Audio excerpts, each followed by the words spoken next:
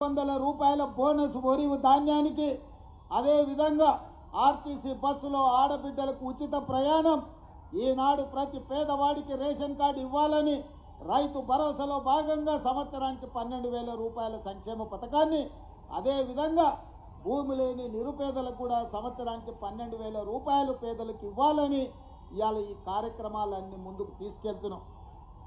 పేదవాడి ఆత్మగౌరవం ఇందిరమ్మ ఇల్లు 2004 నుంచి 2014 వరకు ఆనాడు డాక్టర్ వైఎస్ రాజశేఖర రెడ్డి, శ్రీమతి సోనియా గాంధీ గారి నేతృత్వంలో ప్రతి పేదవాడికి, ఇల్లు లేని వాడికి ప్రతి ఒక్కడికి ఆనాడు ఇందిరమ్మ ఇల్లు 25 లక్షల పేదలకు ఇచ్చి ప్రతి పేదవాళ్ళకి ఇల్లు కట్టించాడు.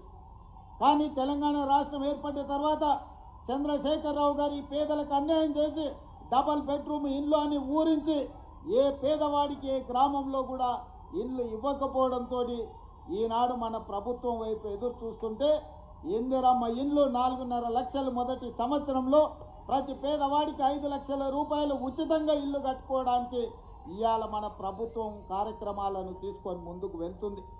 ఇదే కాదు, ఈరోజు పేదవాళ్ళని ఆదుకోవడానికి మన ప్రభుత్వం అమలు చేస్తున్న సంక్షేమ పథకాలని ప్రజల దగ్గరికి తీసుకెళ్లవలసిన బాధ్యత యూత్ కాంగ్రెస్ మీదనే ఉన్నది. ఇవాళ ప్రభుత్వం ఒక పక్కన పరిపాలన చేస్తూ ప్రజా సంక్షేమ పథకాలను అమలు చేస్తూ ప్రతిపక్షాలను తిప్పు కొడుతూ ముందుకు వెళ్తుంటే పరిపాలనలోనే మా సమయం ఎక్కువ కాలం గడిచిపోతుంది. ఈరోజు ప్రభుత్వం అమలు చేస్తున్న సంక్షేమ పథకాలను ప్రజలకు వివరించవలసిన బాధ్యత ఈ వేదిక మీద ఉన్న యువజన మిత్రుల మీదనే ఉన్నది.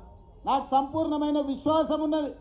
ఈరోజు ప్రభుత్వం అమలు చేస్తున్న రైతు రుణమాఫీ కావచ్చు, ఇందిరమ్మ ఇల్లు కావచ్చు, ఇందిరమ్మ ఆత్మీయ భరోసా కావచ్చు, ఆడబిడ్డలకు ఉచిత బస్సు ప్రయాణం కావచ్చు, రాజీవ్ ఆరోగ్యశ్రీలో 10 లక్షల రూపాయలు ఉచితంగా పేదవాళ్లకు అందించే సంక్షేమ కార్యక్రమం కావచ్చు, ఇవాళ ప్రతి సంక్షేమ కార్యక్రమాన్ని పేదల వద్దకు తీసుకెళ్లవలసిన బాధ్యత యువజన కాంగ్రెస్ మిత్రుల మీదనే ఉన్నది.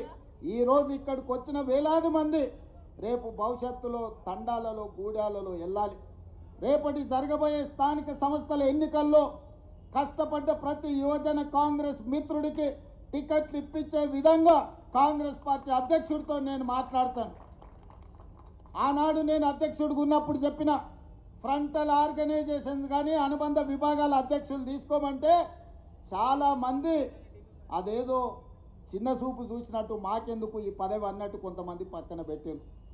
నేను చెప్పిన ఈరోజు అనుబంధ విభాగాలు ఫ్రంటల్ ఆర్గనైజేషన్లు బాధ్యత తీసుకున్న వాళ్ళకి ప్రభుత్వంలో ప్రథమ స్థానం ఉంటుంది అని.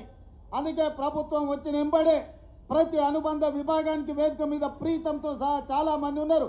37 మంది అనుబంధ విభాగాల అధ్యక్షులకు కార్పొరేషన్ చైర్మన్లు ఇచ్చి, కేబినెట్ హోదా ఇచ్చి, పార్టీ కోసం పనిచేస్తే పార్టీ జెండా మోస్తే ప్రభుత్వంలో గుర్తింపు ఉంటుందని 37 కార్పొరేషన్ చైర్మన్ల పదవులు అనుబంధ విభాగాలకు ఇవ్వడం జరిగింది.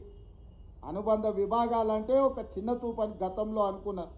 ఇవాళ అనుబంధ విభాగం అది ఎస్సీ డిపార్ట్మెంట్ కావచ్చు, ఎస్టీ డిపార్ట్మెంట్ కావచ్చు, మహిళా డిపార్ట్మెంట్ కావచ్చు, లేకపోతే చిన్న చిన్న డిపార్ట్మెంట్స్ ఏది ఉన్నా సరే ఏదో ఒక డిపార్ట్మెంట్కు నాకు పదవి ఇవ్వమని పెద్ద పెద్ద నాయకులు ఈరోజు వస్తున్నారు.